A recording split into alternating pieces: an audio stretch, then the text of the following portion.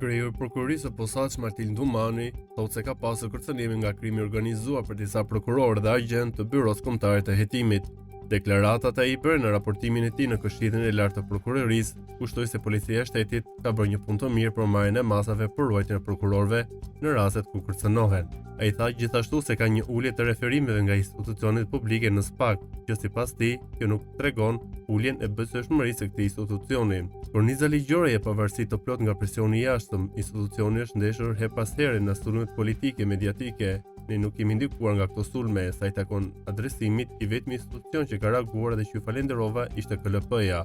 Prokurotori pa përmendur angazhimin e policisë së shtetit në disa raste që prokurorë, gjyqtarët apo agjentët e PKH-s kanë qenë të kërcënuar nga krimi. Sidomos me ndryshimet e dhjetorit të vitit 2023 për prokurorët e SPAK-ut është siguruar një mbrojtje më e mirë fizike dhe deri tek tani policia e shtetit ka marrë të gjitha masat për ruajtjen e prokurorëve apo familjarëve të tyre kur janë ekspozuar nga kërcënimet. Ne kemi ndjekur një strategji disa prokurorë në çështje apo disa agjentë me qëllim pasin një grupi kompakt dhe në përballjen e këtyre kërcënimeve. Ka një ulje të referimit nga institucionet publike, kjo nuk ndodh vetëm këtë vit, ndodhi edhe vitin e kaluar.